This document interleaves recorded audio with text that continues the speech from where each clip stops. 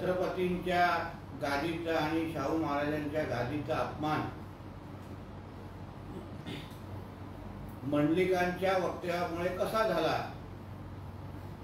याबद्दल मुक्तपणे उधळत होता। आता हा संजय राजाराम राऊत नेमका कोण ते आपल्या सगळ्या जणांना आठवत असेल। हे पेपर ठेव रे।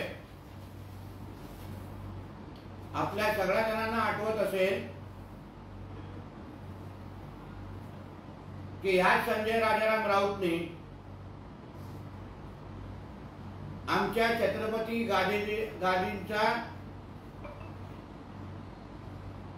गादीचे पुरावे मागितले होते। म्हणजे छत्रपती गादीचा अपमान किंवा सर्वात मोठा अपमान या संजय राजाराम राऊतनी केलेला होता। आणि त्यानंतर पण हा संजय राजाराम राऊत छत्रपतींना जाऊन भेटतो, त्यांना भगवी शाल घालतो। मग तेव्हा महाविकास आघाडीचे कोल्हापूरचे जे नेते आहेत, जे आज संजय मंडलिकांचा राजीनामा मागतायत, तेव्हा त्यांनी राजीनामा किंवा माफी मागतायत, तेव्हा त्यांनी या संजय राजाराम राऊतला माफी मागायला का सांगितली नाही? का असा इशारा दिला नाही की ज्यांनी छत्रपतीच्या गादीचे पुरावे मागितले, वंशजांचे पुरावे मागितले, त्या संजय राजाराम राऊतला आम्ही कोल्हापूरमध्ये पाऊल ठेवून देणार नाही, महाराजांच्या घरी शिरायला देणार नाही, असं वक्तव्य तेव्हा महाविकास आघाडीच्या नेते मंडळींनी का केला नाही? हा प्रश्न मला या निमित्ताने विचारायचा आहे। मग खऱ्या अर्थाने तुम्हाला छत्रपतीच्या गादीच्या आवाला मान असेल, तुम्ही आदर ठेवत असाल, तर मग जो नियम तुम्ही संजय मंडलिकांना लावताय तोच नियम तुम्ही या संजय राजाराम राऊतला का लावला नाही? हा सवाल मला महाविकास आघाडीच्या कोल्हापूरच्या नेत्यांना विचारायचा आहे। मग पुढे बोलत असताना कि अमित शहाजी मातोश्रीवर यायचे तेव्हा हेच उद्धव ठाकरे होते, त्याच उद्धव ठाकरेंना आणि शिवसेनेशी चर्चा करण्यासाठी ते मातोश्रीपर्यंत यायचे। पण या बावळटाला माहित नाही की आदरणीय अमित शहाजी असतील, आदरणीय आमचे देवेंद्र फडणवीस साहेब असतील, किंवा भारतीय जनता पक्षाचा कुठलाही आमचा प्रमुख नेता हा मातोश्रीमध्ये आदरणीय हिंदू हृदय सम्राट बाळासाहेब ठाकरेंच्या बद्दल आदर असल्यामुळे तिथपर्यंत यायचे। बाळासाहेबांची शिवसेना जी हिंदुत्वावर चालणारी होती, हिंदुत्वाला मोठं करणारी होती, आणि मातोश्रीमध्ये बाळासाहेबांनी वर्षानुवर्ष राहून हिंदुत्वाला बळकट केलं, म्हणून त्या मातोश्रीमध्ये पाऊल ठेवण्यामध्ये आमच्या नेत्यांना काही त्याच्यामध्ये हरकत नव्हती। कारण का ज्या जागेवरून हिंदुत्व मोठं होत होतं, ज्या जागेवर बाळासाहेब ठाकरे राहत होते, तिथे जाण्यामध्ये आमच्या नेत्यांनी कधीच दोन विचार केला नाही। पण आजची मातोश्री आणि आजची ही उभाटा नावाची जी काही उद्धव ठाकरेचा गट आहे, त्यांचा आणि हिंदुत्वाचा काही संबंध आहे का? ज्या काँग्रेसनी आणि ज्या पवार साहेबांच्या गटाने वर्षानुवर्ष हिंदुत्वाचा द्वेष केला,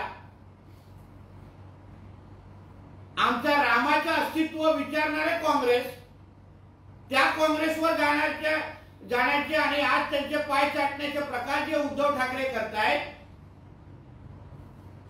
म्हणून त्या शिवसेनेमध्ये आणि ह्या शिवसेनेमध्ये जमीन आसमान फरक असल्यामुळे आज कोणीही तिथे फिरकत नाही। पण अमित शहाजींवर बोट उचलणारे संजय राजाराम राऊत, मला या निमित्ताने तुम्हाला विचारायचं आहे की तुमचे 2.5 ते 3 वर्षापासून जवळपास 4 वर्ष झाली आहेत, तुमची काँग्रेस बरोबर आघाडी आहे, महाविकास आघाडी आहे. जसे आमचे अमित शहाजी असतील, जसे आमचे देवेंद्र फडणवीसजी असतील, जसे आमचे नितीन गडकरीजी असतील, विनोद तावडेजी असतील, राजनाथ सिंगजी असतील, हे वर्ष मातोश्रीवर आले. तुमचा राहुल गांधी एकदा पण त्या मातोश्रीमध्ये का आला नाही उद्धव ठाकरेंना भेटण्यासाठी? हा कधीतरी प्रश्न राहुल गांधींना आणि काँग्रेसवाल्यांना विचारण्याची हिंमत तरी करा. जो मान भारतीय जनता पक्षाच्या नेते मंडळांनी युतीमध्ये असताना उद्धव ठाकरेंना किंवा मातोश्रीला दिला, तो मान आजच्या तारखेला हे काँग्रेसचे नेते मंडळी, काँग्रेसचं नेतृत्व मातोश्रीला देतं का? हा प्रश्न जरा संजय राजाराम राऊतला मला या निमित्ताने विचारायचा आहे. धन्यवाद.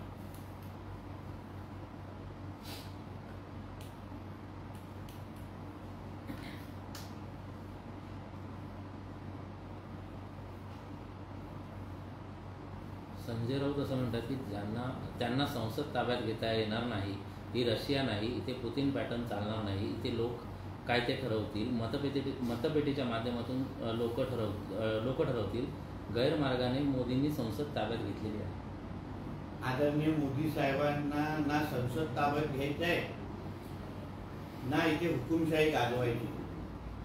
आपला देश आजही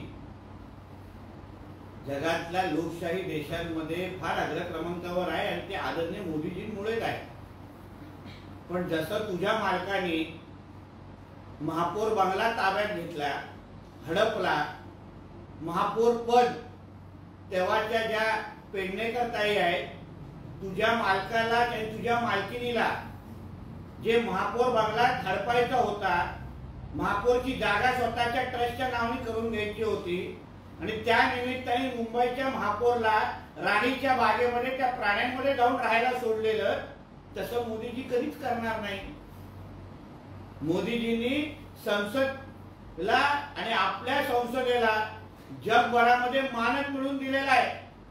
पण ताबा ताबा घेणं म्हणजे काय हे जरा तुझ्या मालकाला विचार. कारण का मुंबई महापौर आणि मुंबई महापौराचा बंगला हे तुझ्या मालकाने हडपलेला आहे, त्याबद्दल थोडं भाष्य कर.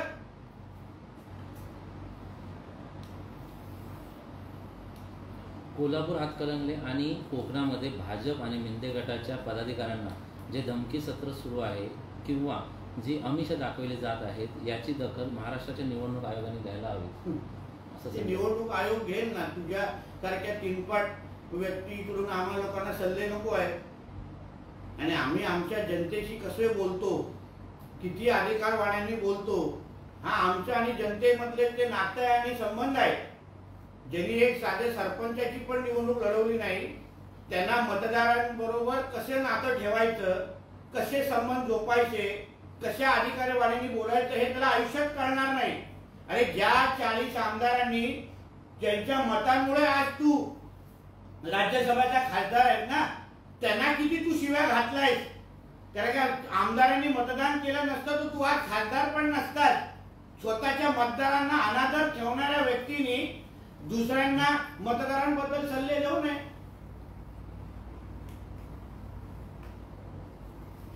एका बाजूला विरोधकांवर आचारसंहिता अत्यंत कठोरपणे लावता आणि दुसऱ्या बाजूला सत्ताधारी पक्षाची लोक सरपंचांना धमक्या देत आहेत. आम्ही हे चित्र लोकशाहीसाठीच आहे का? मतदारांना धमक्या आणि सरपंचांना धमक्या कोणी दिलेल्या नाही. सरपंचाकडून हिशोब मागितलेला आणि तो माझा अधिकार आहे आणि मी मागणारच. 4 जून नंतर हिशोब घेऊन बसणारच.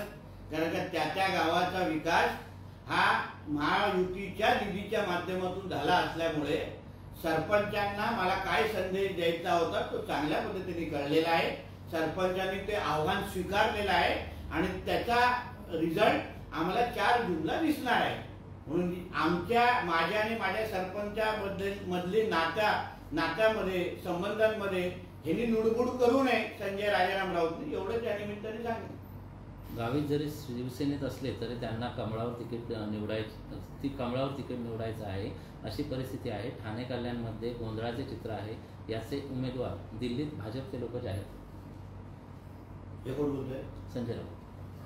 त्यांच्या उभाटाच्या किती उमेदवारांना खरंच मशाल चिन्हावर लढायचंय की हाताचं चिन्ह पाहिजे ह्याचं जरा पहिले चिंता कर आणि मग आमच्या लोकांच्या धनुष्यबाण आणि कमळावर चिंता कर. तुझ्या अर्धे उमेदवारांना मशाल चिन्ह नको आहे. खाजगीत बोलतात, खाजगीत चर्चा करतात, ते लोकांपर्यंत हे चिन्ह पोचलत नाही. ह्याच्यापेक्षा हाताचा पंजा द्या, ह्याच्यापेक्षा तुतारी द्या, त्याची पहिली चिंता कर आणि मग बडबड कर.